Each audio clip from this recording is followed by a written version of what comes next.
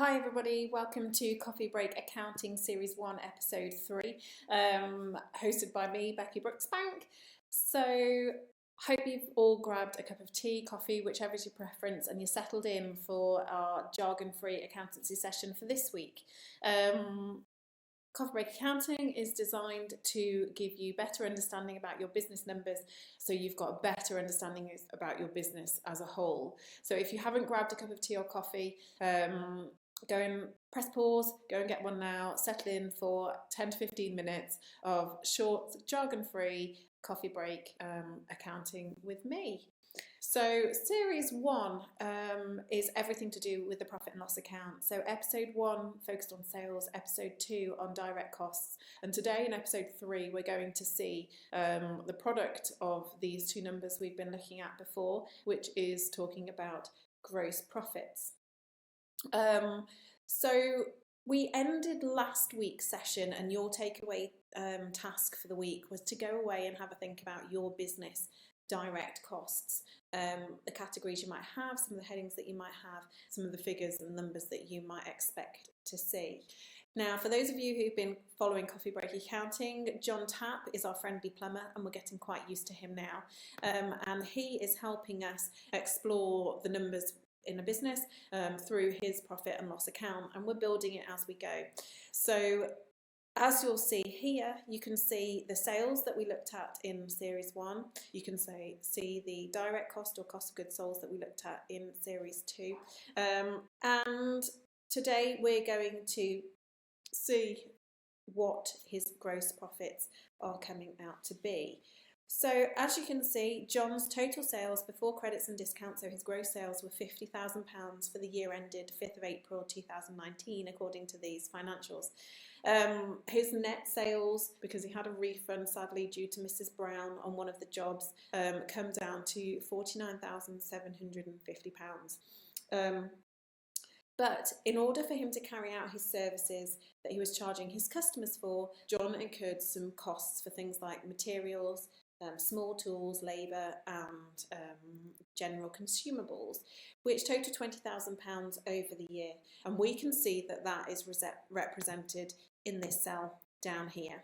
So we've got his net sales in this cell up here, and we've got his total direct costs here. Now, what we're moving on to look at today is exploring what happens when you do the calculation net sales less direct costs. Okay, what this actually is a representation of your gross profit. So here, in order to calculate John's gross profit, we literally do that calculation: sales less direct costs. Now, I'm already showing direct costs as a negative, so I don't need to do negative. And his gross profit is coming out, and I'm going to put it in red. This is a really super important number for us all to get our heads around. Okay, so John's net profit, as we can see here, is coming in at £29,750 for the year. Okay, so in accountancy terms, and I promise to keep it as jargon-free as possible, in accountancy terms, the gross profit is the value of sales less any costs associated with those sales. Okay, now whether you are a sales service-based industry or a product-based industry, doesn't matter. Okay, the gross profit is calculated in exactly the same way, and it's really important to understand, because if your direct costs, this figure here, are so substantial and your sales do not cover them, then you will have a gross loss, i.e. this figure here is going to be negative. Okay, if your sales are higher than your associated costs, you will get a profit. If your sales are lower than your associated costs, you will get a gross loss. Okay. In our example here, John has a healthy profit. Okay, he's probably sat there crunching his numbers through, and he'll come to the bottom and he'll be satisfied with his results up to that point. Okay, and at the moment, John's sat there thinking, starting to reflect a little bit on the year. Okay, and he's decided that actually it's all well and good knowing his gross profit for his business as a whole, but as we saw at the top in his sales, he provides a number of different services. So he starts having a bit of a dig around. Okay, To avoid complication, John's doing this on a separate spreadsheet. So what he's doing is he's looking at his gross profit per service. So across the top here, we have each of the services that we know he sells because we had in our sales. What he's doing here is he's attributing the different direct costs out. So taking out that £20,000 direct cost and splitting it across each one of the services. He still comes back to his totals that he had on the previous sheet here. So they still agree to the figures that we're showing on here. But he's splitting it into each of the different services he's provided because he wants further analysis and further understanding of his business.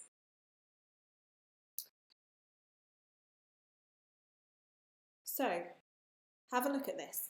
Take a minute to pause and think, what would your first instinct be when you looked at John's results that he's showing here?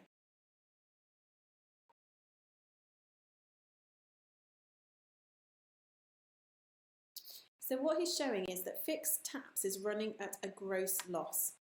So this number is negative. And the other numbers are positive. So they're showing gross profits. For many of you, you would have come to the conclusion that actually, potentially, John is wasting his time providing this service of fixing taps. It's menial tasks, and perhaps, I say, he should be spending his time on other things, okay? And on the face of it, that is a very valid assumption to make. However, 3 of John's significant projects during the rest of the year have come from recommendation where he has fixed somebody's tap or stopped a leak. Now, would you stop providing a service that in theory doesn't earn you a huge amount or costs you more than it earns you, but leads to lead generation on other significant projects? Potentially not. Let's have a think about the world outside plumbing for a second. An instance where this occurs in everyday life is where products are sold at a loss alongside premium products. And my one I always go back to is a supermarket. Okay, you walk through the doors of a supermarket and you are met by the offers aisle. It's always, always, always right at the start. Okay, you push a trolley along and you see the soap powder, pot noodles and beans are all on offer. Great, put a couple of those in your trolley. Okay. You turn to go back down the aisle so you can get back to the rest of the supermarket, and on your other side are the Xbox games and the alcohol and the electrical aisle, wines, spirits tempting you in. You think, well, I've got a bargain in my trolley already, saved a bit of pennies there. I might treat myself to one of these, put one of those in your trolley. So what the supermarket is doing, they're setting up loss leaders. So like John, they'll have a number of products which fit into this loss-making category, but they strategically place them next to the premium products so that you pick those up on your way. Okay. So first gut instinct was telling us, hang on a minute, there's a significant gross loss, or not significant in John's case, but there could be a significant gross loss if he continues to sell this service. Okay. But John knows that actually he's got 3 great recommendations from this and it's boosted the sales of all the other products. So overall, he's pretty satisfied in what he's doing. So sometimes looking at the gross profit as a whole cannot necessarily give you a full round view of your business. Splitting it down into different service sectors might be quite enlightening. Okay, and sometimes it can lead you to decisions about whether you want to do something more with a particular product or service line or drop a particular one and help develop as a broader business strategy. Easy for John, he's decided no, he likes doing all the little menial ones. It brings some great leads to something else, spreads word of mouth and recommendation, and he's happy to do it. So the conclusion is John is still quite happy with his gross profit of £29,750, and he's not going to develop a strategy for next year based on that. Okay.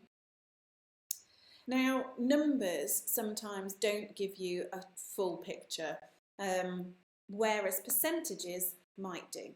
So one of the common things with a gross profit is that they're often calculated as a percentage. And to do this, you divide your gross profit by your sales value. And in this case, we've got net sales value. Okay. and we turn that into a percentage. So John's gross profit percentage or gross margin is 60%. Okay. Now, by being able to translate a number into a percentage means that you're then able to compare that value across other businesses in your industry. Often a number cannot be truly reflective to compare to Mr. Joe Bloggs down the road. Okay, so John's gross profit margin, we'll explore that now, is 60%. Okay, which is high but not unusual for a service-based business. Okay, product-based business, usually the margins are much lower than this. So John, now that he knows what his margin is, can start to have a think and look at his competitors around him. So Tony down the road has a gross profit of £10,000. Okay. John would sit there and think, oh, my 29,750 is more than Tony's £10,000. And at this stage, John will be thinking he's doing really well. However, Tony's sales are significantly lower than John, which John wouldn't necessarily have known about. Okay. But Tony's margin is up at 65% compared to John's 60%. So even though his sales are lower, he can still achieve higher margins. Now John might not be feeling in such a strong position because his margins are lower. So he's got costs that he's spending somewhere that simply Tony isn't. Okay. So one thing to bear in mind at this stage is that sometimes your profit results might be a bit skewed if you've made a large purchase. We've been talking about cash-based accounting, okay? With cash-based accounting, you recognise every purchase at the point that the cash exchanges hands and every sale at the point when the customer pays you, okay? So if, for example, in John's case, he had bought a bathroom suite that had been included in his materials here for a job he hadn't yet done, okay? He hasn't had the sales income in yet, but he was paid for the materials. So sometimes it can skew things. What you need to do to get your true profit, gross profit margin, is just to extract any oddities out of there. So if you are a textile business and you've had a great deal on some bulk material that you're going to save to do a special next year, could be a Christmas special or something that's got Christmas patterns on, then you wouldn't necessarily include that in your cost of goods sold to calculate your gross margin at that point in time, as it might look a bit odd. Okay. What you can do now is you can use this information. There's so much information out there about your industry on the internet. You just need to start to look for it. Okay. So John is happy. He's calculated his gross profits. He now knows his gross margin. He knows Tony down the road has a slightly higher gross margin for less sales. So maybe he can look at his costs for next year. But he knows on his product strategy and his service strategy, he's not going to change anything. He's going to keep selling what he's been selling. The gross profit tells us all that information, and hence why it's such a great number for you and your business to grasp hold of and understand more, because it will give you so much insight into what you're doing. Okay. So my takeaway task for this week is for you to go away and have a look at calculating your own gross profit. So this line here being sales less direct costs, and then to convert it into a gross profit margin, okay, which will be your gross profit divided by net sales.